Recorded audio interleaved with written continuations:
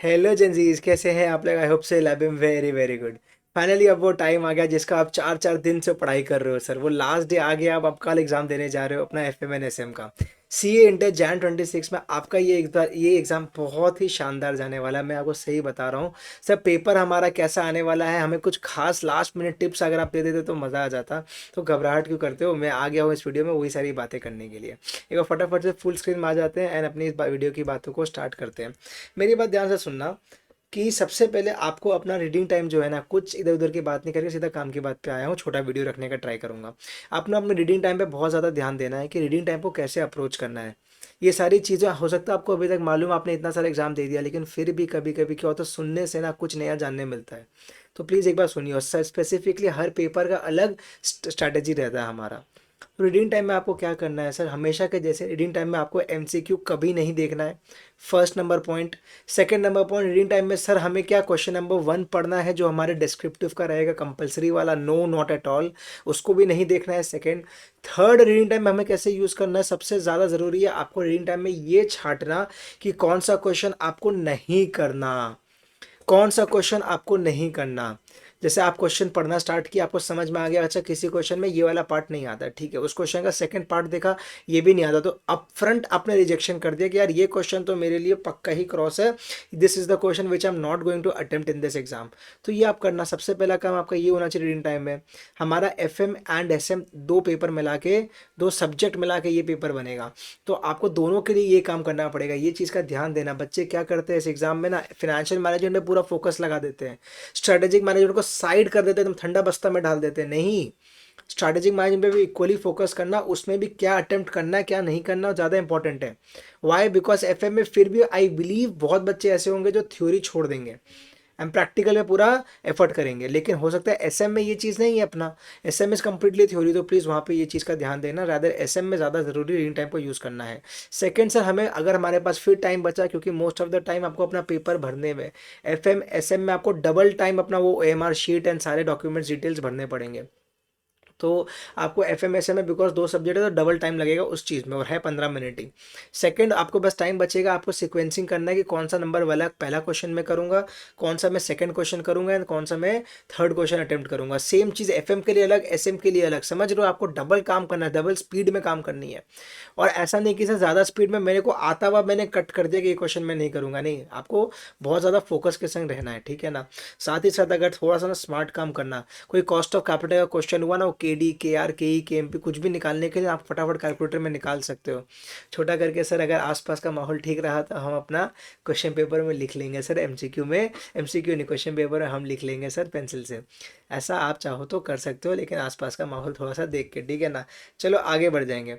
Sir हमें हमेशा पहले एम करना है 40 मार्क्स की। सर पहले हमारा 40 नंबर कैसे पॉकेट कर सकूं मैं। सर 40 नंबर जैसे ही मेरा पॉकेट होगा, मैं नेक्स्ट टारगेट करूंगा 60 के लिए, और उसके बाद तो मेरा पूरा आसमान खाली है। मैं तो फुल अनलिमिटेड मार्क्स जितना मैं सिक्योर कर सकता हूँ उसके लिए जाऊँगा। 40 के लिए सर मेरे को ईजिली आप लोग बताओ ना सर, लेवरेज में आपको मालूम है अब आज के दिन में कि मैं इजीली 5 आउट ऑफ 5 स्कोर कर सकता हूँ अगर आएगा तो।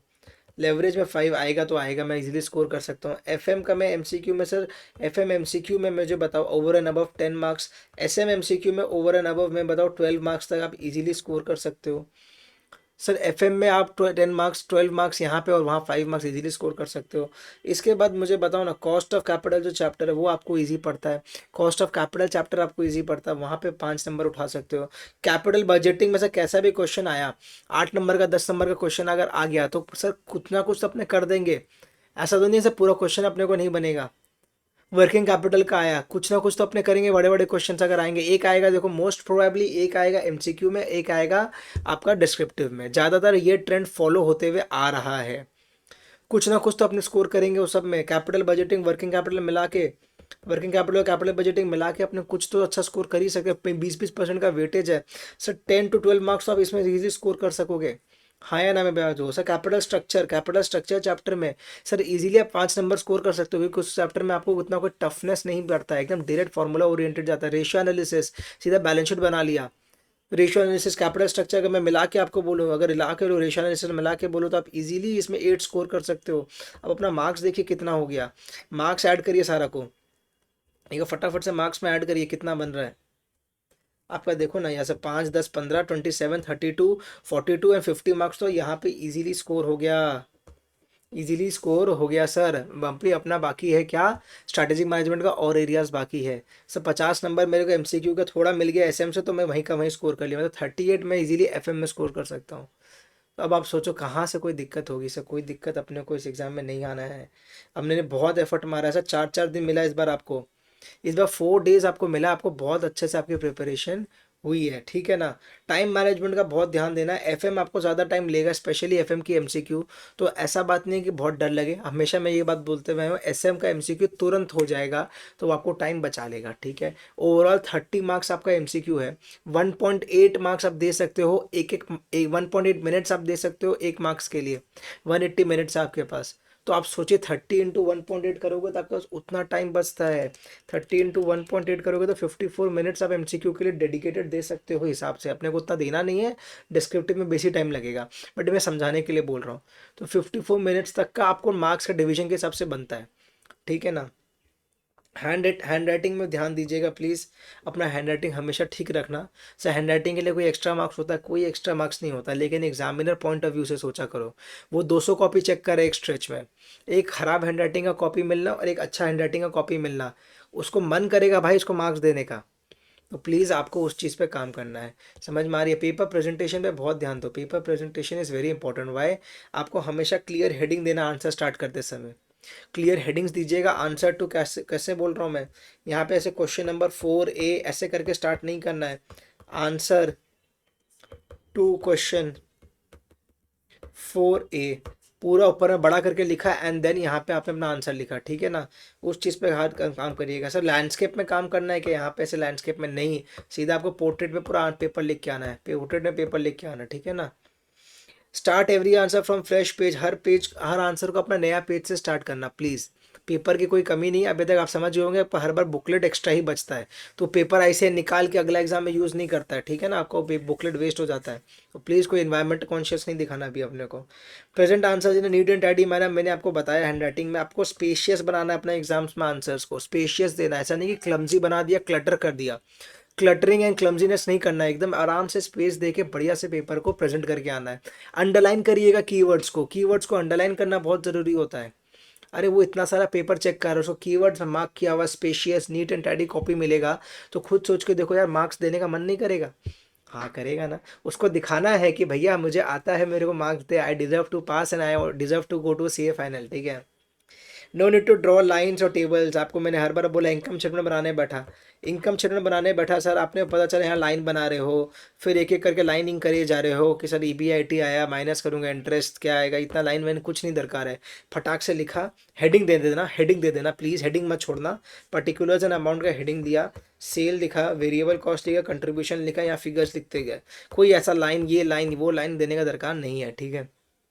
तो लाइन्स टेबल्स कुछ नहीं दरकार पड़ता एग्जाम में बनाने का, समझ में आ रही है आपको। हमेशा ध्यान रखना, ये हार्डवर्क जो आपने दिया है ना, ये लास्ट 4 दिन आपने जो इतनी मेहनत की है, दैट विल डेफिनेटली पे ऑफ।